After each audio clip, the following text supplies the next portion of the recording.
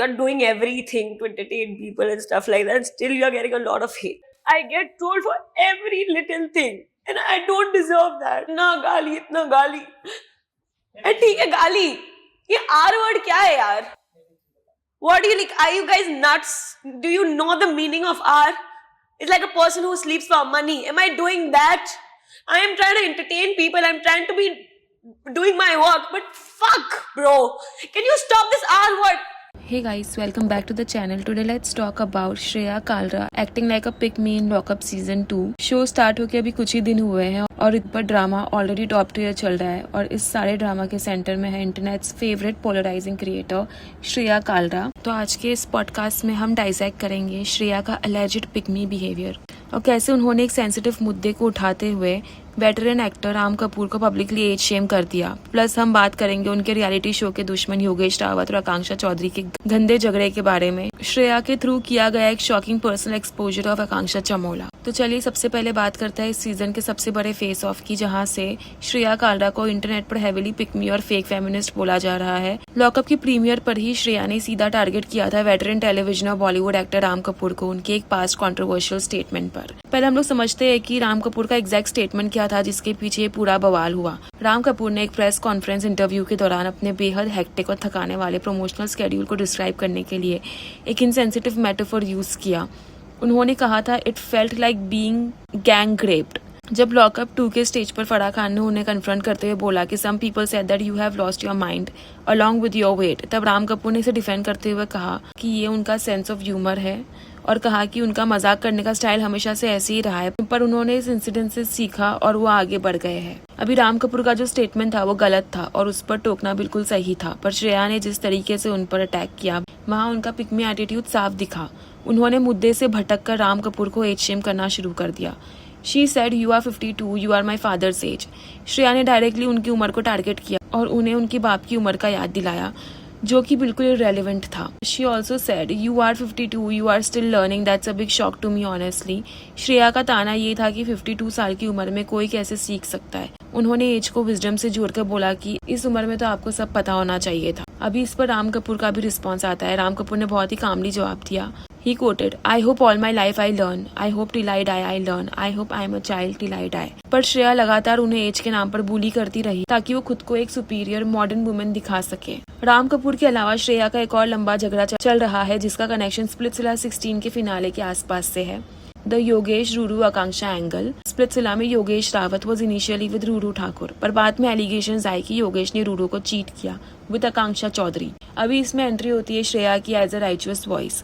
श्रेया कालरा ने इस पूरे मुद्दे पर अपने पॉडकास्ट पर योगेश को खूब टारगेट किया। उन्होंने आकांक्षा चौधरी को नॉट अ गर्ल्स गर्ल बोला और दोनों का कैरेक्टर असैसिनेट किया। आकांक्षा चौधरी का क्लेम था कि श्रेया ने उनके बारे में इतना गंदा बोला कि जब श्रेया ने उन्हें अपने पॉडकास्ट पर इनवाइट किया तो इन्होंने साफ मना कर दिया। यही अनरिजॉल्व्ड टेंशन लेकर ये तीनों लॉकअप 2 में पहुंचे हैं। अभी लॉकअप 2 में आते ही को कंटेस्टेंट सूफी मोतीवाला ने एक हार्मलेस बेट लगाई कि अगले 24 घंटे में घर में झगड़ा होगा। श्रेया ने इंस्टेंटली योगेश की तरफ पॉइंट करते हुए कहा इसके होने से तो 2 मिनट में हो जाएगा और वहीं से पर्सनल अटैक का सिलसिला शुरू हो गया। अभी योगेश ने पलटकर श्रेया पर बड़ा एलिगेशन लगाया। ही कोटेड, जब हम रोडीज में थे तब तुम्हारा ऑलरेडी बॉयफ्रेंड था, और उनका इशारा था ऋषभ जायसवाल पर जो उनके करंट बॉयफ्रेंड है। फिर भी तुम मेरे साथ फ्लर्ट कर रही थी, मैंने अटेंशन नहीं दी, इसीलिए तुम अब ये सब कर रही हो। श्रेया ये एलिगेशन पे बहुत गुस्सा हुई और उसने खुद को डिफेंड किया और उसने कहा कि वो शो का सिर्फ एक टास्क था। जब आकांक्षा चौधरी इस फाइट में कूदी तो श्रेया ने सारी लिमिट क्रॉस कर दी। Shreya called Akanksha Chaudhary a home wrecker and a bitch. उन्होंने आकांक्षा के फैमिली और फाइनेंशियल बैकग्राउंड को टारगेट करते हुए टॉन्ट मारा। पैसे कहाँ से लाती पब्लिसिटी के लिए? तुम तो कहती हो तुम्हारे घर में सब गरीब है। जब आकांक्षा ने बोला कि उनका भाई IAS ऑफिसर है तो श्रेया ने उसे भी मॉक किया। इवन सूफी को बीच में बोलना पड़ा, Shreya don't go below the belt. जितने भी लॉकअप 2 के वीडियोस आ रहे हैं, वायरल क्लिप्स आ रही है, उसमें देख के यही लग रहा है कि श्रेया ने सारी लिमिट्स क्रॉस कर दी है।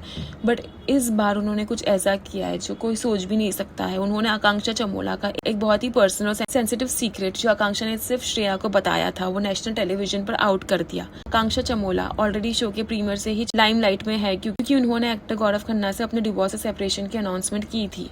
अभी शो के अंदर आकांक्षा चमोला ने श्रेया के खिलाफ एक चार्ज शीट फाइल कर दी थी जिससे श्रेया काफी नाराज हुई। इसका बदला लेने के लिए श्रेया ने सूफी मोतीवाला के साथ बैठकर आकांक्षा चमोला का एक बहुत ही बड़ा सीक्रेट लीक किया। श्रेया ने सूफी से पूछा am I gonna be a bad person if I reveal it, और सूफी ने कहा no that's the game.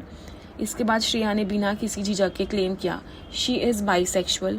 Shreya ने इस बात को as a game element use करते हुए कहा कि आकांक्षा ने उसे प्राइवेटली ये बात बताई, और अब जब ये सीक्रेट शो पर यूज़ हो गया है तो आकांक्षा की 3 लाइफलाइंस में से 2 खत्म हो चुकी है और अब उसके पास सिर्फ एक ही लाइफलाइन बची हुई है। श्रेया का ये करना उसे मीन गर्ल दिखाता है। किसी की सेक्सुअल ओरिएंटेशन को उसकी मर्जी के बिना नेशनल टेलीविजन पर बदले की भावना से आउट करना बहुत ही टॉक्सिक लगता है, और इंटरनेट पे लोग भी श्रेया को कॉल आउट कर रहे हैं। अब आते हैं कि ऑडियंस का क्या कहना है श्रेया कालरा के पूरे एटीट्यूड पर। So people are already talking against Shreya Kalra's double standards and toxicity. उसको लेकर बहुत ज्यादा स्टैंड लिया जा रहा है बाहर।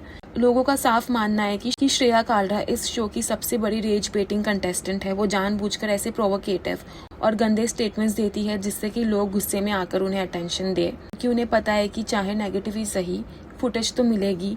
पर अब ऑडियंस उनसे पूरी तरीके से अनॉयड हो चुकी है।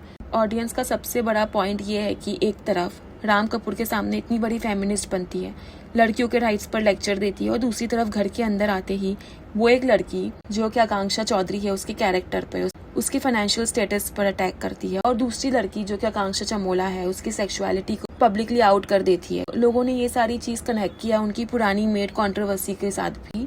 लोगों को याद है कि कैसे उन्होंने पब्लिकली अपनी मेड को कुत्ती बोला था। Now people are asking her कि आप खुद एक औरत को अब्यूज करके माफी मांगकर आगे बढ़ सकती हो, पर दूसरों के लिए आप जज बन जाती हो। ऑडियंस ने पॉइंट आउट किया कि श्रेया बाकी लोगों के स्कैंडल्स पर तो घंटों तक पॉडकास्ट बनाती है, पर जब उनके क्लोज सर्कल के लोगों पर एलिगेशंस आते हैं, जैसे कि सचिन शर्मा का अनकंफर्टेबल बिहेवियर स्कैंडल, तो वो शांत हो जाती है और मैटर को प्राइवेटली रैप कर देती है। ऑल्सो अगर श्रेया के गेम को हम डीपली एनालाइज करें तो ऐसे लगता है कि Shreya Kalra is highly inspired by big boss 19 contestant Farhana Bhatt. वो पूरी तरीके से फरहाना को कॉपी करने की कोशिश कर रही है। श्रेया जानबूझकर ऐसे मुद्दे पिक कर रही है और खुद को पूरे घर से अलग कर रही है ताकि वो एक लोन वॉरियर दिखे, एक ऐसी लड़की जो अकेले लड़ रही है, अपने लिए कॉर्नर हो रही है, बिल्कुल जैसे फरहाना थी। But here's the reality check.